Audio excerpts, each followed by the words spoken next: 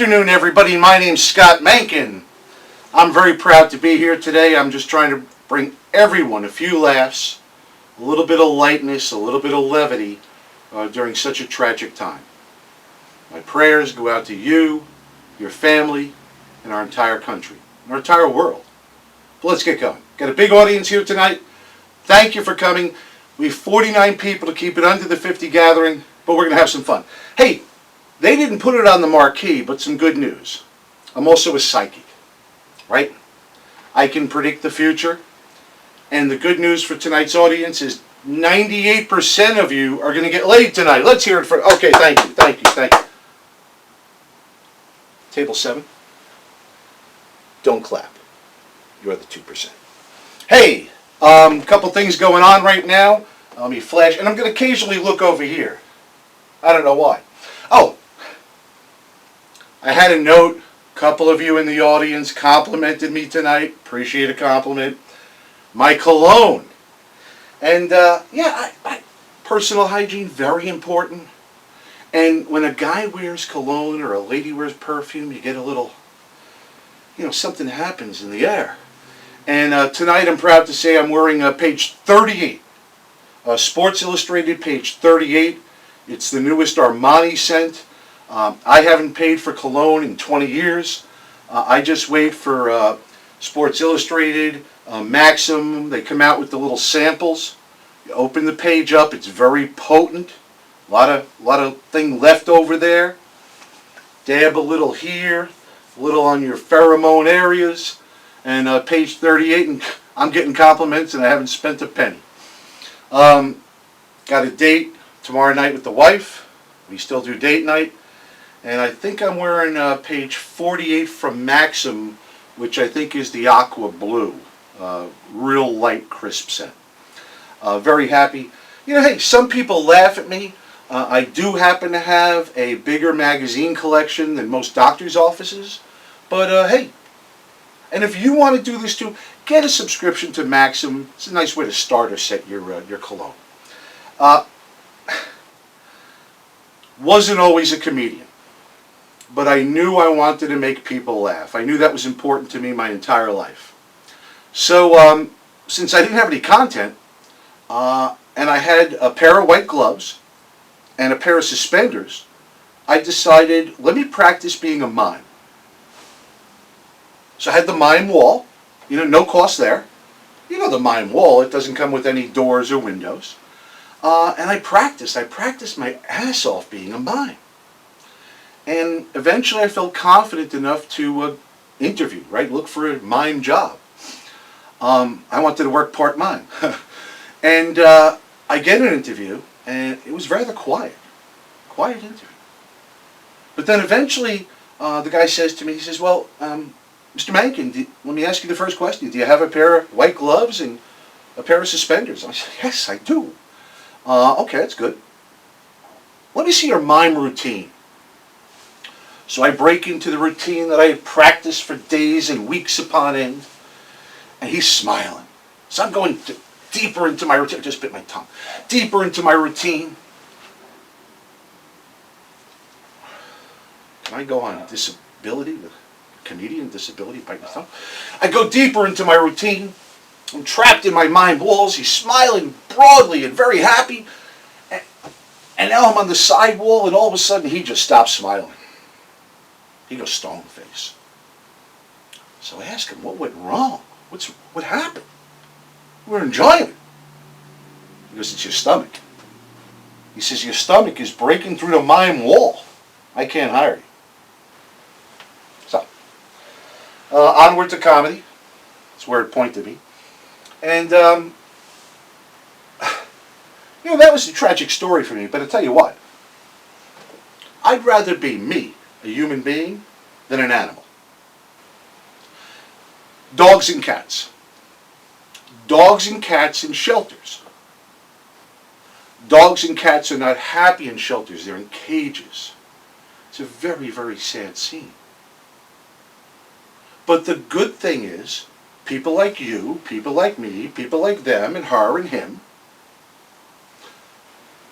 we go to these shelters and we adopt. so many people with big hearts go out there and rescue dogs, shelter dogs, dogs they find in the neighborhood. Big hearts. But think about this. I want to take the animal visit a little bit further, a little deeper into the jungle, beyond dogs and cats. I'm going to go to elephants. Elephants and the zoo. Imagine it's you. You're an elephant. First of all, you're caged, right? So you're not happy. But you have people that are coming up to your cage with little bags of peanuts, your favorite food, well, your favorite snack. And as they're coming up, you're thinking, how nice is this? But then they walk away, and how sad you get. So you wonder if the elephant thinks about being adopted. I mean, they don't see the cars in the parking lot. They don't know about the challenges of bringing you home. So here you are. You're an elephant in the zoo. This nice couple came along. The all-American family. They gave you some peanuts. They walked away. You got tears running down. But who could tell you're a big elephant? It's hard to tell. And then all of a sudden it happens. The magic moment. You know it. I know it. He weighs 450. She's about 330. The biggest couple at the zoo. And you got the sideways walk. And they're walking over to you, the elephant. You're like, Mom, Dad. You can tell by the size. The sad thing is, the peanuts that the fat people have, they're eating them. Oh, they're looking at the elephant, but they're not sharing the peanuts. That's why I don't want to be an animal. I might end up in the zoo. So we move on from our zoo talk to, I mentioned date night. Well, been married 36 years. Very happy to say, happily married 36 years. It's not easy. I think I make it easy. And here's how I do it. I chip in. I'm not talking with money. Of course I give money. I'm talking about chores.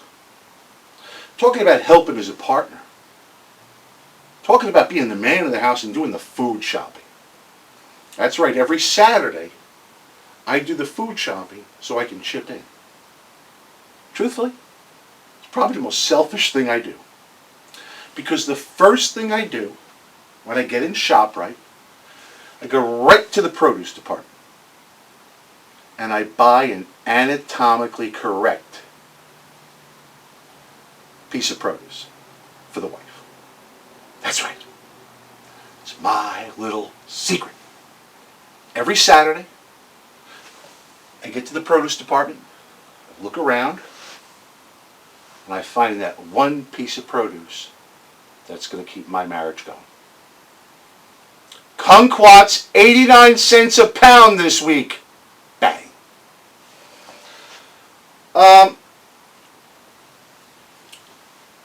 And you 2% could convert over to the 100% if you do the right kind of produce shopping.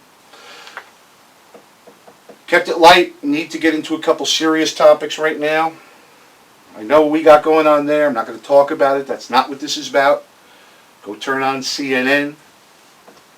My job is to keep you going the other way. So here we go. But I got to talk about tragedies. California. You all remember the fires, the tremendous burning, out of control wildfires in California. Now in California, Silicon Valley, tech people, smart people, rich people. But this is happening time after time. You can't fight Mother Nature. So you got to think of another way. They're building beautiful houses up in Northern California. They're burning down. Celebrities. No one's immune to this. You got to think. I got it figured out. I don't know why nobody's calling me. I'm here. I'm in the yellow pages. Parchment paper. All right? Do I got to be the genius? Parchment paper. Little light, thin pieces of paper. We put it in our oven that's 550 degrees. It comes out unscathed. Imagine building a frickin' house out of this stuff. We gotta use our heads. Wildfire? No. Parchment paper. Why do I gotta be the one? Midwest, no area is immune. California, wildfires. Midwest had flooding. I lived in St. Louis. 89, 93, Scott Mahnken, Maryland Heights, Missouri. Part of St. Louis County. I was there when the Mississippi was flooded right up to my bathtub. I was scared. I know what it's like. But here's the difference. California, you see the police, you see the firemen, you don't see any volunteers. I didn't see anybody with hoses, water pistols. I saw government workers. In the Midwest, the wholesome Midwest, you have people in the community, neighbors, helping each other, filling sandbags. Little old ladies, boom, passing sandbags. Little kids, stacking sandbags. Making these 2-3 foot walls that are totally inconsequential. When the flood comes, it's not going to matter. What are they doing? 20% of the town has a bad back and broken vertebrae and slipped discs. Fortunately, I have it figured out. But again, why me? Quick question. Real quick question. You got to spill at home. Are you bringing in sandbags or are you bringing a sponge? Sandbag, 100 pounds. Grandma's got a bad back. Billy's never going to grow. He's going to have scoliosis his whole life. He's 7 years old carrying a damn thing. Scott, sponge. Get a SpongeBob army. You got to figure it out. You got to outsmart these things. Talk about events.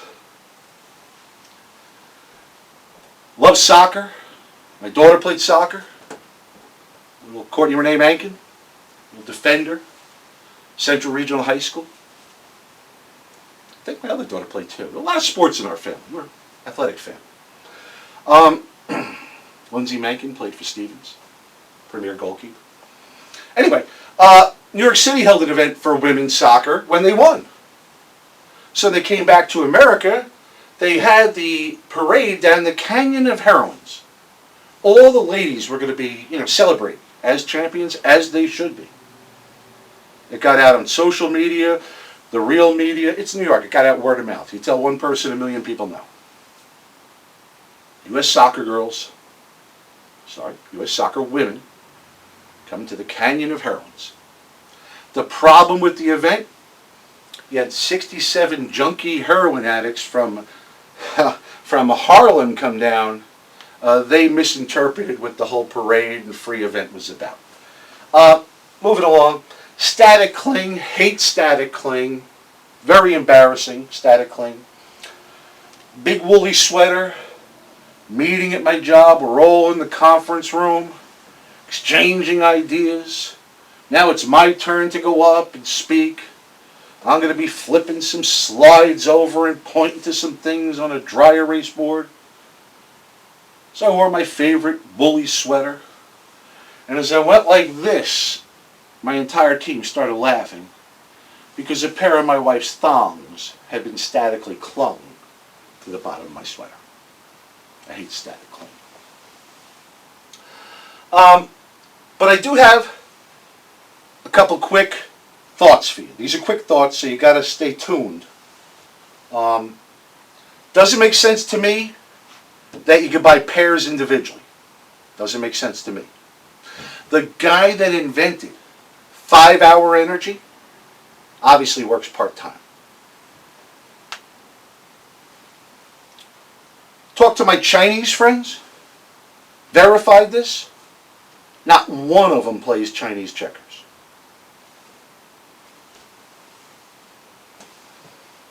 I hate eating grouper alone.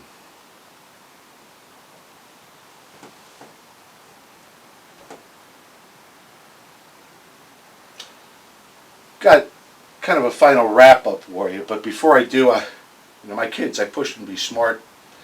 My wife's smart. That worked well together.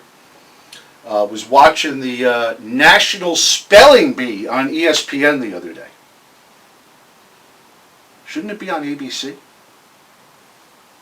Got a friend Ricky, and he's not the handsomest guy in the world. Has his rough moments with women. And we were out having a beer, and he was talking to me about his frustrations. I'm a shoulder to lean on. And as he was explaining about his lack of luck with women and lack of enjoyment, I had told him that I read that these inflatable dolls are now so close to being real that they're incredible. So Ricky, being the good listener that he is, and the desperate guy, goes out and buys the most expensive blow-up doll to his specs. Cost him $1,200. About 2 weeks later, Ricky and I out, and again, he's still frustrated. He still has his own issues. Tells me he's happy with the doll, though. And I said to him, "Hey, Ricky, I got to get going. It's my anniversary tonight, and you're, swinging from chandeliers, and it's going to be a great time at the Mahnken house." He got kind of lathered up just hearing my conversation. He said to me, "Scott, you know what I'm going to do? I'm going 35 PSI tonight. I'm going optimum pressure, because that's when it feels the most real." Ricky, I got to trust you. All the power to you. It was about 2 in the morning that I got the call from Ocean Community Hospital. It seems as though Ricky got really excited that night, and all his passion and heat and excitement, boom! Delilah blew up. He had named her Delilah. I thought it was a nice name. Boom! She implodes, catapulting him 6 feet into the air, bounces off his ceiling, 2nd-degree burns on his chest. Had to go to the hospital. When he finally gets out and I'm talking to him, and I say, "Hey, Ricky, that's a tough moment and kind of embarrassing. How would you tell the hospital?" He goes, "I told them it was the airbags in my car." Good thinking, Ricky. I said, "But listen, while you were in there and we didn't have time to go out drinking any beers, I've been watching these infomercials, and I found this guy, Billy. He's got this glue that could put together a boat you cut in half. So I got a tube of it for you and Delilah. Have a great day." Guys, God bless you all. Let's be strong. Make America great again. And please stay safe. Stay at home. I'll bring you more comedy. Be good.